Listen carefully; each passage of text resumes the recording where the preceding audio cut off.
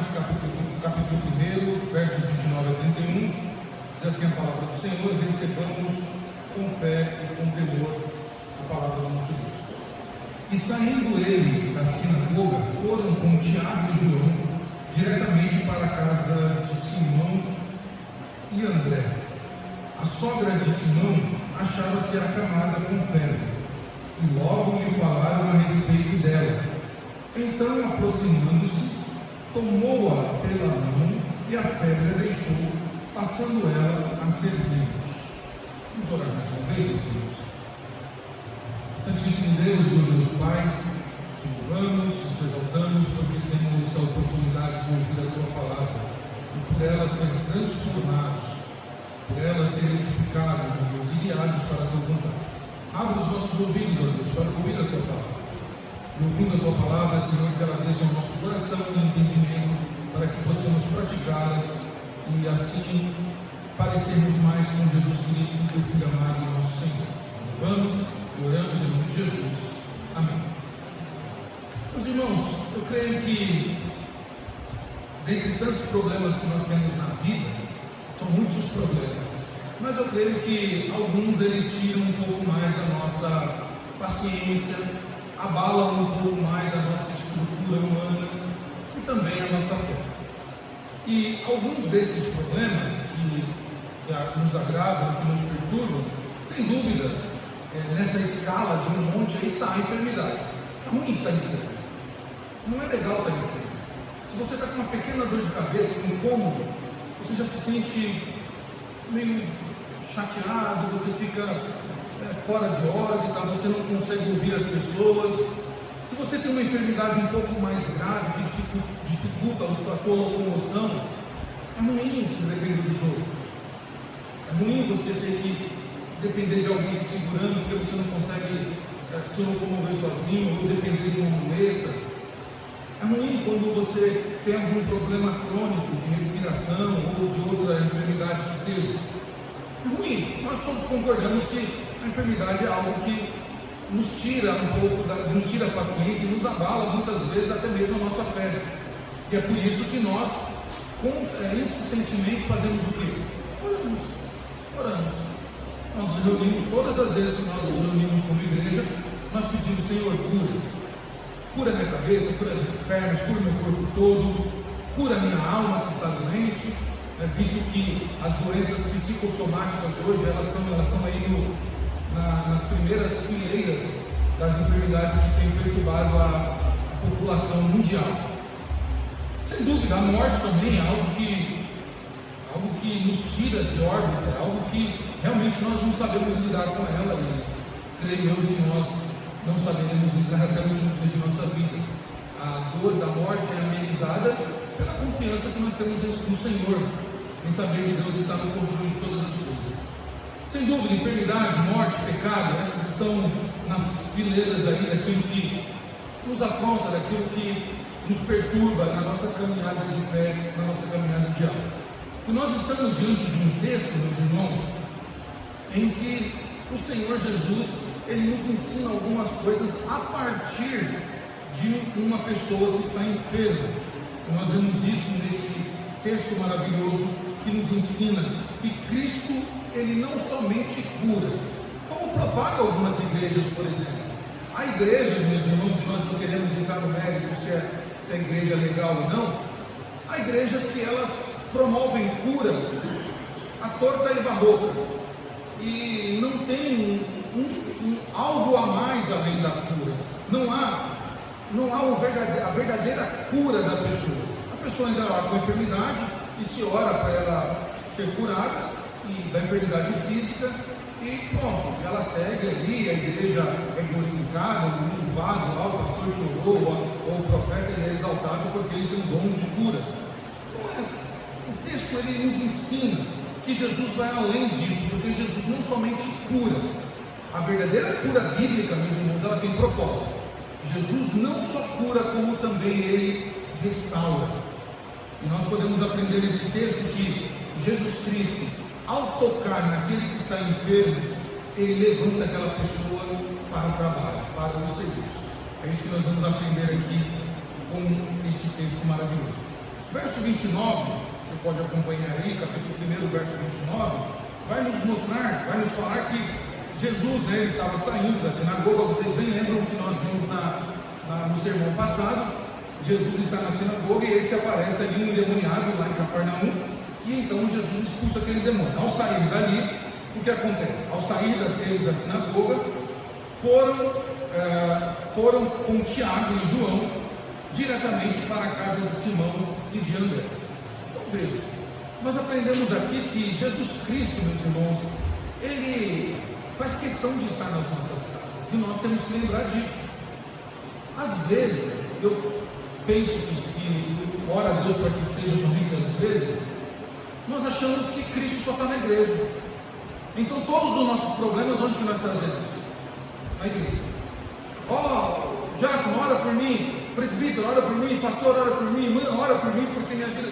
Mas a gente esquece que Jesus também está na nossa casa, que lá na nossa casa, no nosso íntimo, Ele também nos ouve, e Ele também pode efetuar um milagre lá na nossa casa, né? E olha só que interessante, esse texto nos ensina que Jesus não se limita somente à sinagoga. Ele estava na sinagoga ensinando, eis que aparece alguém endemoniado, ele faz ali um milagre expulsando o demônio daquela pessoa, mas a obra de Jesus não se limita à sinagoga, não se limita ao local de culto. O local de culto é uma convocação para que aqueles que foram chamados por Deus possam cultuá-lo, possam adorá-lo. Mas o Senhor não se limita a operar os seus milagres e sinais somente no local de culto. Ele é o Deus que entra na nossa casa. E é interessante que teve um hino aí que fez muito sucesso, né? Que todo mundo cantou, que é o Entra na Minha Casa, lembra? Todo mundo foi sucesso, até em boteco se cantava assim. Mas na prática parece que os crentes esqueceram do que eles estavam cantando. Se é para Jesus entrar na minha casa, então Ele é o Senhor que me ouve na minha casa, e lá na minha casa Ele pode operar os milagres, Ele pode fazer o que Ele quer. O Senhor, meus irmãos, Ele visita o nosso lar e a nossa vida cotidiana. Não importa se você está lá na sua casa, lá no seu trabalho, na sua loja, se você está na casa de um familiar, o Senhor te acompanha, o Senhor vai contigo, porque Ele é o Deus que está sempre presente conosco. Nós podemos ver nesse texto que Cristo, Ele deseja, Ele quer ser o Senhor também da nossa vida doméstica. Nós não podemos esquecer disso, meus irmãos. Você e eu não podemos ser crentes somente na igreja. E não adianta, nós precisamos tirar esse pensamento mundano de que só na igreja Cristo opera. Não. A partir do momento que você abre os seus olhos, Deus está te convidando para um relacionamento lá na sua casa. É lá na sua casa que você vai abrir os seus olhos, você vai fazer aquela primeira oração ainda se levantando da cama, aquela oração gostosa, dizer: Senhor, obrigado pela noite, obrigado porque o Senhor me protegeu. A partir dali você se levanta, vai para o seu de jejum, faz o seu devocional, e durante todo o dia você está ali se relacionando com Ele, e Deus tem operado milagres também na nossa casa. Martinho Lutero, meus irmãos, ele dizia, nas suas pregações, ele dizia que a verdadeira fé se mostra na cozinha, no quintal, tanto quanto na igreja. Olha que interessante, né?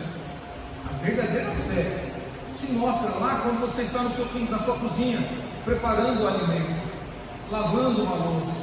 Como está lá no quintal, quando você está varrendo o quintal, quando você está carpinando lá o seu gramado, ou fazendo a sua limpeza. A verdadeira fé se mostra nesses locais, porque são nesses locais também que Ele está conosco. Ele é o Deus que está conosco em todos os lugares. Meus irmãos, assim como Jesus entrou na casa de Pedro e de André, assim como Ele foi convidado e entrou naquela casa, Ele deseja ser o Senhor da nossa vida no dia a dia, no nosso trabalho, no nosso lar, nas nossas conversas diárias. Cristo quer ser o Deus do nosso dia a dia, e nós temos que entender isso e temos que praticar isso. A presença de Cristo, meus irmãos, ela transforma o nosso dia a dia, o nosso cotidiano, em um terreno santo, em um local santo. nós não podemos esquecer disso. Não podemos esquecer que a nossa casa é uma parte da igreja. O nosso trabalho, nós somos crentes e nós podemos estar ali como igreja. Onde quer que nós estejamos.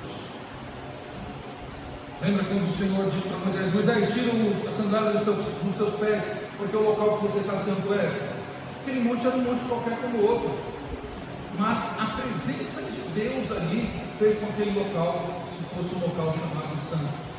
Por isso, meus irmãos, passamos da nossa casa e do nosso dia a dia um local onde na nossa vida cotidiana nós possamos cultuar ao Senhor e ver, presenciar os milagres do nosso Deus.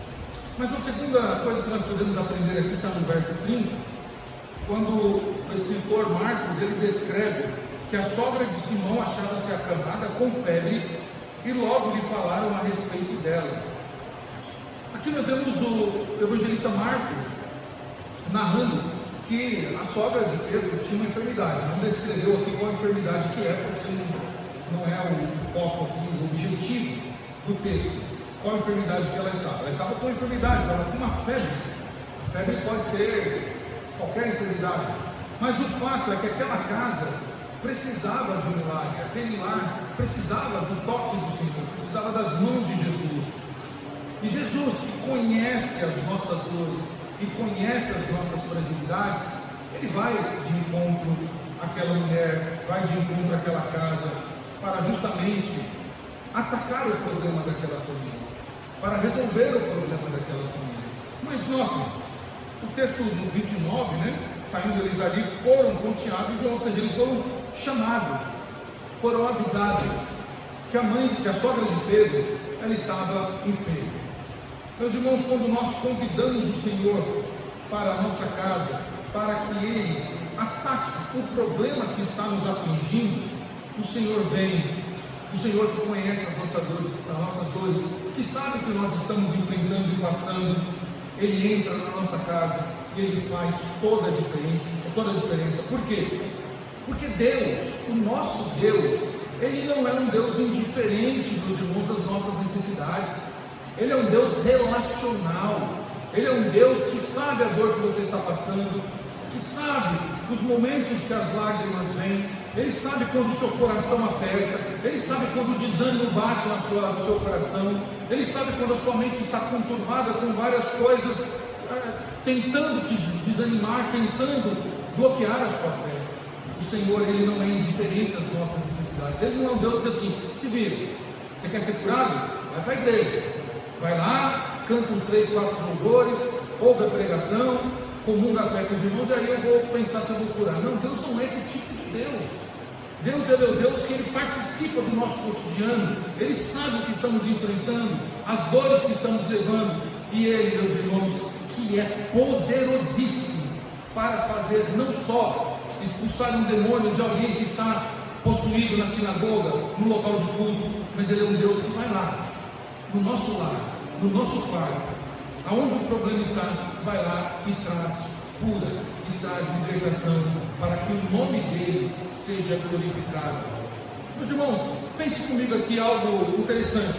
Imagine você aí, na sua mente, um médico, que você vai no médico e esse médico ele não só faz um diagnóstico, não é só aquele médico que faz um diagnóstico, mas quando ele começa a te examinar, ele começa a sentir a dor do paciente. Seria maravilhoso, né? É ruim você chega no médico, vai olha para você e fala assim: ok, 3 de pirona de 8 horas, um Voltaren e um chazinho. Você olha assim e fala assim: nossa, esse médico é o Superman, ele tem um raio-x em mim aqui pelo seu olhar. Você fica 1 hora para ser atendido e em 5 segundos, 1 minuto, 2 minutos, o médico dá um diagnóstico. Mas imagine que você vai nesse médico e ele sente a sua dor. Existe esse médico. Ele chama-se Jesus. Jesus Cristo, meus irmãos, Ele é esse médico divino que conhece a nossa dor, e não é só algo cognitivo, algo de conhecer, mas Ele também sente a nossa dor. E por isso, meus irmãos, seja a febre da sogra de Pedro, seja a enfermidade que nós estamos carregando, seja no corpo ou na alma, o Senhor, Ele se compadece de nós, porque Ele sente a nossa dor também. e Ele sabe o que precisamos. Meus irmãos, quando estamos abatidos, o Senhor não fica só de longe nos olhando. Ele não fica só lá com o binóculo nos olhando de longe, não. Ele não é esse tipo de Deus.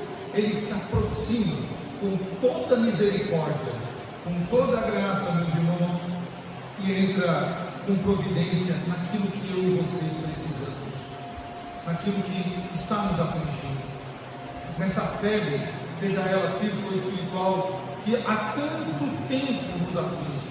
Deus, Ele sente a nossa causa. Mas ainda há uma terceira lição que nós podemos aprender aqui, no verso 31, logo no comecinho. O evangelista diz assim: então, aproximando-se, tomou-a pela mão. Olha que interessante.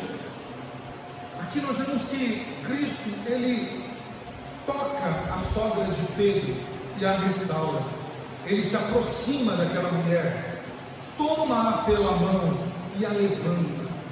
Irmãos, quando nós olhamos para o Evangelho, em muitas passagens, se a gente começa a imaginar, a fazer aquela grafia na nossa cabeça, quão glorioso deve ter sido para Pedro, André, Tiago e João ver ali aquela cena. Eu fico pensando, me pego nos pensamentos, pensando que privilégio aqueles homens tiveram de ver o Senhor operar com sinais e conturas.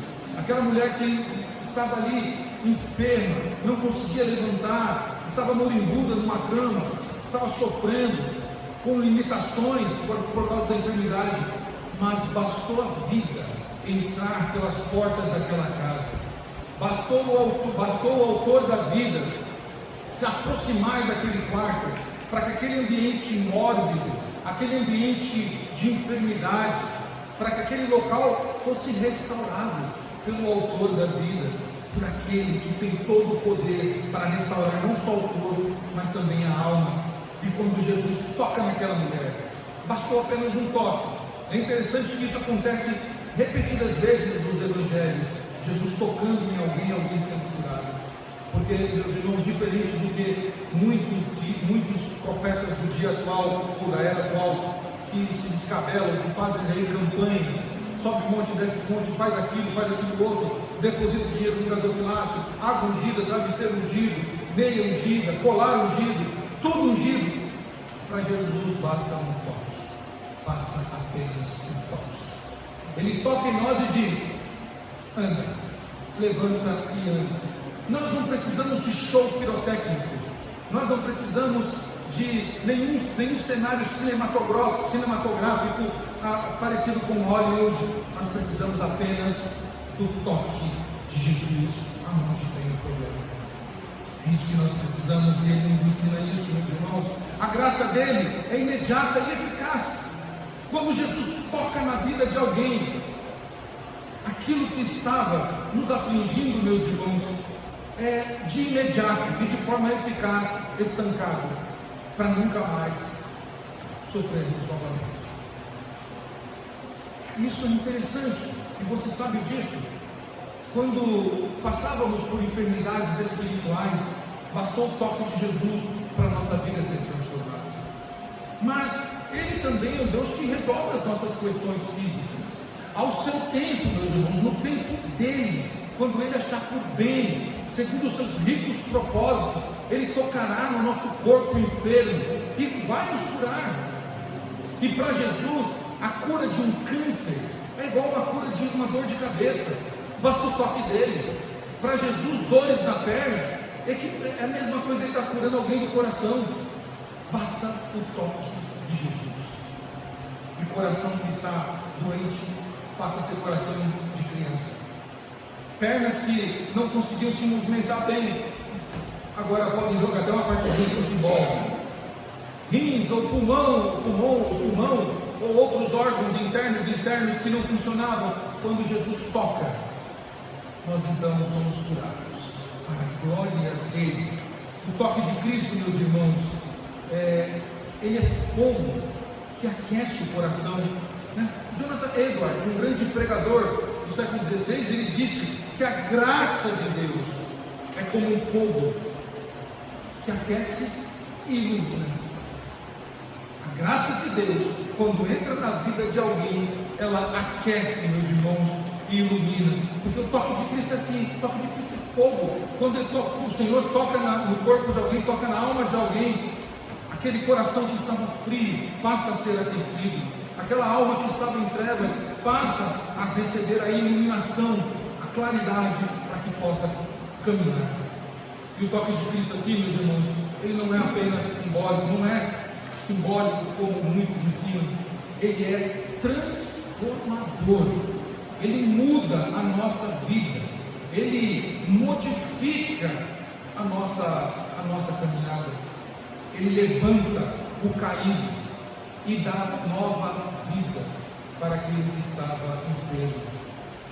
Mas olha que interessante, em todas as passagens do Evangelho, você pode fazer esse exercício essa semana e procurar, todas as vezes que Jesus curou, tinha um propósito.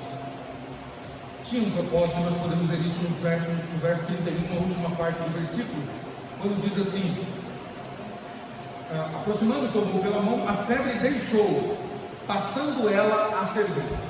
Certa vez eu estava em casa e de bobeira, procurando alguma coisa para assistir, estava cansado, muito tempo, e aí comecei a zapear na televisão, e aí passou um desses programas evangelísticos, né? Ou programas evangélicos, melhor dizendo. E aí a pessoa estava lá ministrando cura. Você que está em casa, põe um copo d'água aí, você vai ser curado, não sei o que, está fazendo uma... E aí, dentre as pessoas que estavam lá no auditório, lotado, apareceu o testemunho e falou: vou orar que agora as pessoas vão ficar curadas. E começou a orar lá, e depois era um testemunho. É como se Jesus precisasse de confirmação de alguém, né? Mas é outro caso. E aí começou: eu fui curado no caroço, não sei o que, fui curado da dor de estômago, dor de cabeça, dor de ouvido, dor no pé, senti um negócio no coração, não sei o que, e vários. Daqui a pouco uma pessoa chegou e falou assim: olha, eu vim aqui, eu entrei aqui, eu estava com uma dor muito grande aqui no lado do meu peito, uma dor que estava já há semanas, e tal, e estava me perturbando, e quando você orou, eu fui curado. Ok. Ele falou: qual é o seu nome? Fulano de tal, e você é o quê? Não, eu sou cigano. Ok. Eu falei: bom, agora vira, ele vai já evangelizar essa mulher para que ela deixe de ser cigana. Pois bem, foi para o próximo testemunho, aquela mulher continuou ali, sendo cigana. Isso não é, o propósito de Jesus não é curar para que a pessoa continue no erro, para que a pessoa continue na vida de pecado. Quando nós olhamos para o Evangelho, quando Jesus emitiu cura, quando Jesus tocou em alguém para que alguém fosse curado, ou quando Jesus deu uma palavra de ordem para que a pessoa fosse curada, logo em seguida vem o quê? A transformação da vida. Porque a enfermidade física, ela só representa a enfermidade na alma, a enfermidade que a pessoa carrega de fato. E nós vemos aqui, meus irmãos, que a sogra de Pedro foi curada e passou a servir a Jesus. Passou a servir a Jesus e o seu colegiado.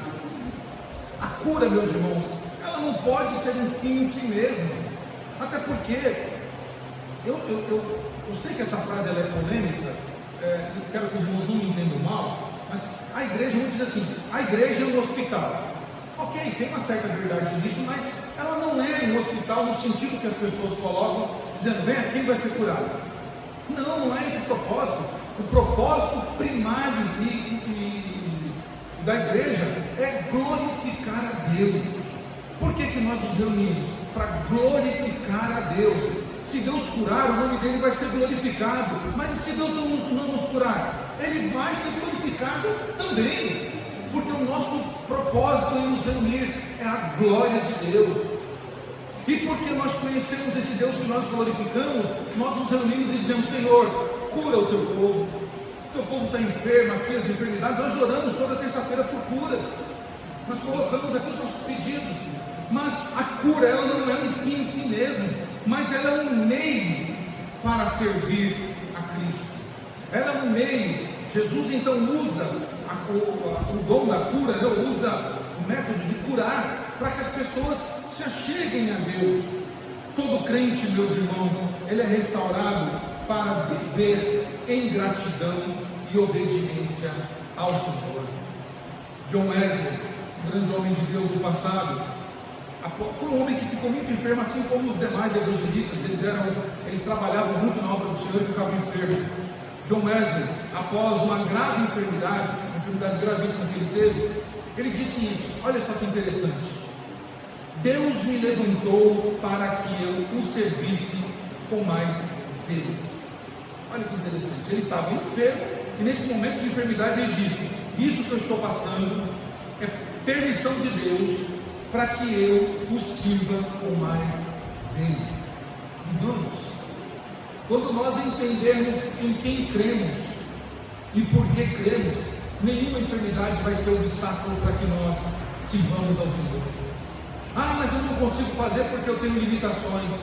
Meus irmãos, os grandes homens e mulheres de Deus, eles passaram por muitas enfermidades e eles serviram ao Senhor, eles glorificaram a Deus, sabendo que Deus é poderoso para curá-los ou não curá-los. Meus irmãos, a sogra de Pedro foi curada e se transformou numa serva de Deus. E aí nós devemos ser sinceros com o Senhor Jesus, sinceros.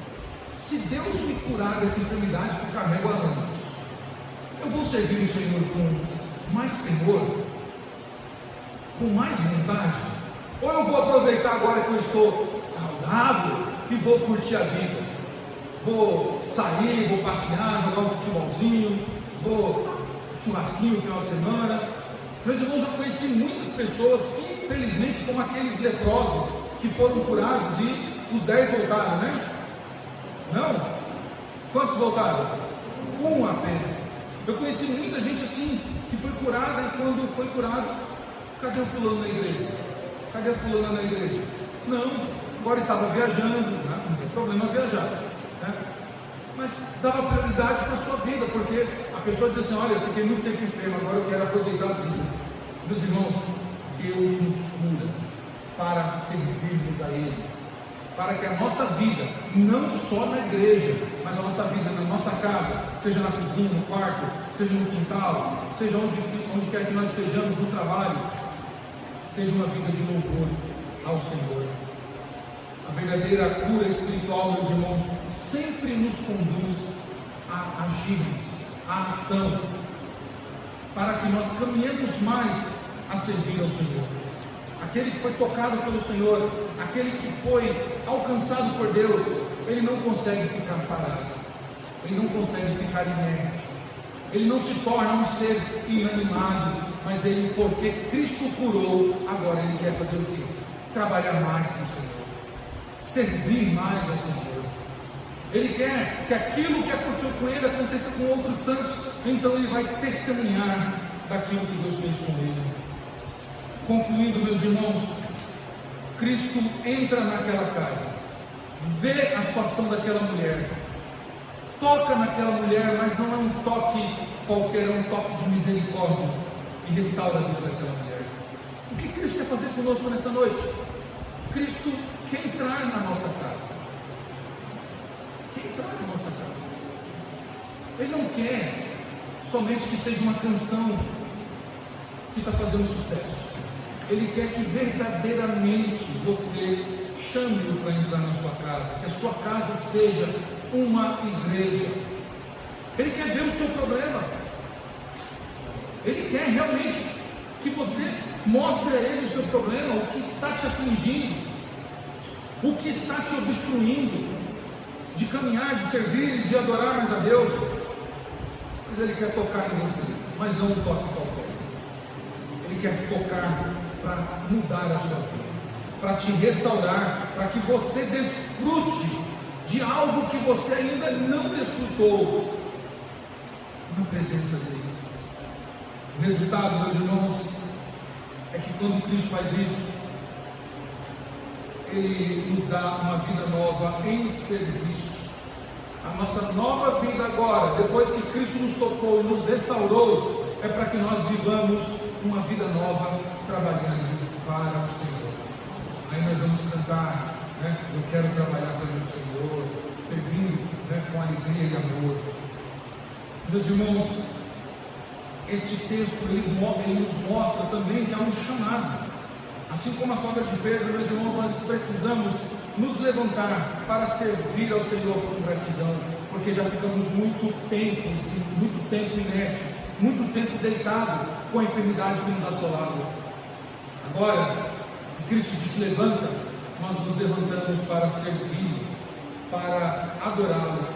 O resultado, meus irmãos, é adorar, adoração, é serviço, é dizer: Senhor, eis-me aqui, eu já fiquei muito tempo inerte, eu já fiquei muito tempo preso na enfermidade, agora teu servo, tua serva quer te servir, quer te adorar. Por isso, meus irmãos, cada cura, e a nossa oração nessa noite, e sempre deve ser, que cada cura que Deus irá fazer na nossa vida física ou espiritual, que cada libertação, meus irmãos, que cada graça que nós recebermos, nos leve a uma vida de adoração e de serviço fiel ao Senhor. Se não for para isso, meus irmãos, sejamos sinceros com Deus, e antes de Deus efetuar uma cura em nós, Senhor vai falar: Deus, muda primeiro meu coração, porque se o Senhor me curar, eu vou me desviar. Se o Senhor me mudar, eu vou me desviar. Então, primeiro, muda o meu coração, transforma o meu coração, para que eu receba a tua cura, a tua libertação, a graça que o Senhor tem para me dar, e tudo isso se transforma em uma vida de adoração e serviço ao Senhor. Que Deus nos ajude a ter um senso, um coração, meus irmãos, adorador a Deus,